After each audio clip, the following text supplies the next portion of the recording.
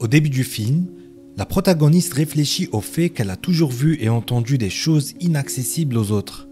India Stalker se rend compte que, de même qu'une jupe ne peut flotter sans le vent, elle n'est pas constituée que d'elle-même.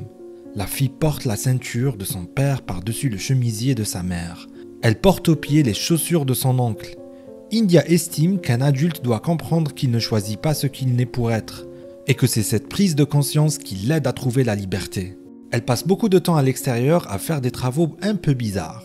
Le jour de son anniversaire, India trouve un paquet cadeau dans un arbre. Sa mère entend une voiture descendre la rue en trombe et, après avoir préparé un gâteau d'anniversaire, elle se précipite dans la rue en criant frénétiquement le nom de son mari. Malheureusement, Richard perd la vie dans un accident de voiture. Le jour des funérailles arrive. Lorsqu'Evelyn tente de retirer ses larmes pour son défunt mari, elle remarque un homme étrange à proximité. Chez elle, India décide de jouer un peu de piano. Cependant, Evelyn demande à l'héroïne d'aller à la cuisine et d'aider Madame McGarrick avant l'arrivée des invités.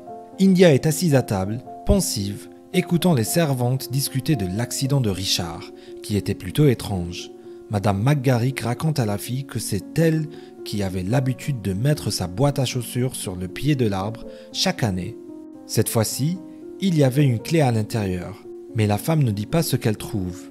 India sort pour aller voir les invités et revoit l'homme étrange. Il s'avère être son oncle Charlie. Elle retourne chez Madame McGarrick, trop déprimée pour parler aux invités. India était très proche de son père et il lui manque beaucoup. Elle erre dans les pièces, essayant de ne pas engager la conversation avec qui que ce soit. Charlie la suit longuement, mais est distrait par Evelyn. L'homme appelle bientôt India, qui est assise dans l'escalier. Charlie s'excuse de ne pas avoir fait la connaissance de sa nièce plus tôt et dit qu'il a l'intention de rester dans la maison pour une courte période. L'homme demande à India de la laisser faire car il a déjà obtenu le consentement d'Evelyn. Le lendemain, la fille se promène dans le jardin lorsqu'elle entend des voix. India s'approche et comprend que Madame McGarrick est impliquée dans une sorte de complot avec Charlie. De plus, la femme mentionne qu'elle a envoyé des informations au frère de Richard pendant toutes ces années. Le lendemain, Evelyn est réveillée par une musique forte et se rend dans la cuisine. La femme essaie de faire parler India et lui propose d'aller faire des courses en ville. Elle résiste et raconte à sa mère qu'à l'époque victorienne, elle portait le deuil de son mari pendant 2 ans. India et sa mère perdent le fil de la conversation lorsqu'elle remarque que Charlie lit dans le jardin. Evelyn finit par l'accompagner en ville. Pendant ce temps, India décide de fouiller la chambre et les affaires de son oncle. À sa grande surprise, elle découvre dans sa valise la même boîte que celle que Madame McGarrick lui offre chaque année. India doit interrompre ses recherches car sa mère et son oncle rentrent à la maison. En l'absence de Madame McGarrick, Charlie propose de préparer le dîner. Evelyn le regarde souvent. Charlie demande à la fille de porter la glace qu'il a achetée au congélateur. Pour ce faire, India doit descendre dans l'effrayant sous-sol. Au cours du dîner, elle entame une conversation sur son père. Cela contrarie Evelyn, qui quitte la table. Charlie propose à la fille de goûter au vin et lui dit qu'elle aimerait être son mari. India, elle, estime que ce n'est pas nécessaire. Le lendemain, en sortant de l'école, la fille voit que Charlie est venu la chercher en décapotable. India s'obstine à prendre le bus scolaire, puis à marcher. Le soir, elle apporte le dîner à Evelyn, mais s'aperçoit qu'elle s'est endormie sur sa chaise. Le matin, India se rend à l'école et refuse le parapluie que lui offre son oncle. Il pleut beaucoup dans l'après-midi. La fille aperçoit un parapluie sur la clôture à l'extérieur de la maison, mais s'obstine à l'ignorer. De retour à la maison, India est fâchée de voir sa mère apprendre à son oncle à jouer du piano tout en flirtant avec lui. Le lendemain, Charlie débarrasse le terrain de tennis et va jouer un peu avec Evelyn. L'homme invite également India, qui lit un livre d'un air maussade. Bientôt, un autre choc attend la fille. Tante Gwendoline arrive à l'improviste dans la maison. C'est l'heure du dîner. Lorsque Charlie quitte la table, la femme essaie de parler à Evelyn. Gwendoline trouve étrange la présence d'un homme dans la maison juste après la tragédie avec Richard. Evelyn pense que la femme lui fait des reproches et commence immédiatement à se défendre. Gwendoline va passer la nuit à l'hôtel. India est contrariée car elle aime bien sa tante et le dîner avec elle était bien plus agréable. Gwendoline remet discrètement un mot à la fille et lui demande de l'appeler. La femme s'arrête au mauvais hôtel, qu'elle appelle Charlie. Gwendoline décide d'appeler depuis le téléphone fixe puisqu'elle ne trouve pas le téléphone portable. Pendant ce temps, Evelyn s'habille devant le miroir et emmène son vin rendre visite à Charlie. La femme est contrariée de ne pas le trouver dans sa chambre. India, quant à elle, décide de descendre au sous-sol pour manger une glace. Gwendoline, debout dans une cabine de téléphone, remarque une silhouette étrange qui s'approche d'elle. Charlie ouvre la porte et donne à la femme le téléphone qu'elle a oublié. L'homme commence ensuite à enlever sa ceinture. India, quant à elle, range la glace dans le congélateur et voit la chose effrayante qui s'y trouve. Une Madame McGurk morte. Charlie la massacre de la même manière qu'il a massacré Gwendoline à ce moment-là. Le lendemain, India décide de faire le tour de l'école pour ne pas être vue par son oncle, venu la chercher, mais elle tombe sur Chris et sa compagnie. Lorsqu'un garçon fait une blague sur sa mère, India lui plante un couteau dans la main.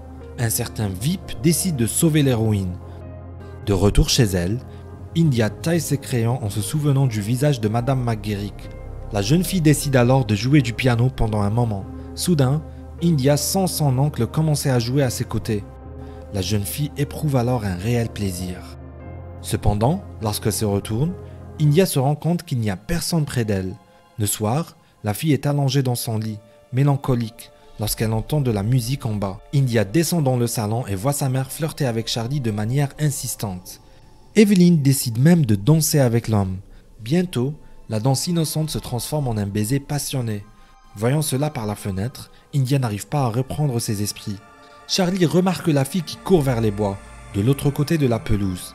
India arrive en ville et trouve Vip, qui accepte volontiers de marcher avec elle. Elle se dit qu'aujourd'hui, elle a l'impression qu'une nouvelle partie d'elle s'est réveillée en elle, et qu'elle lui appartient après tout. India s'éloigne du gars en plaisantant et commence à l'embrasser. Vip lui rend joyeusement son baiser.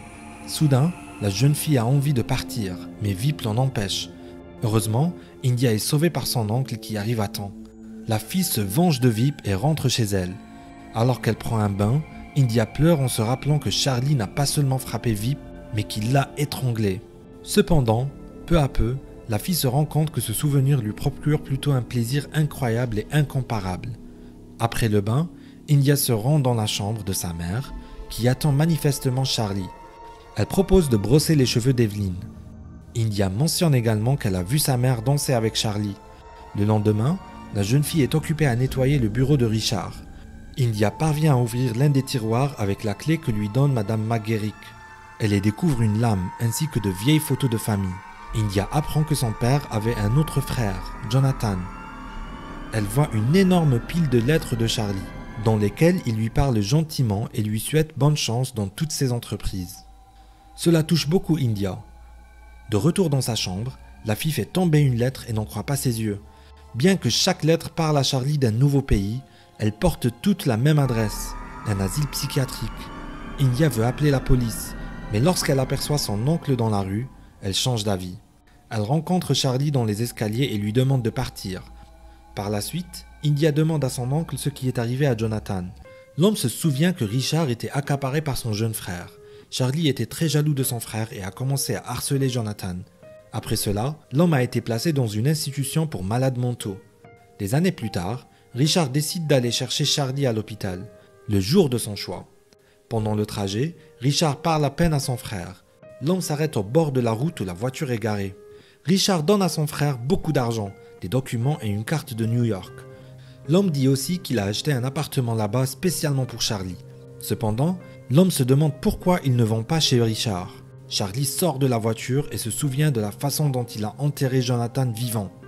L'homme retourne alors à la voiture et détruit Richard.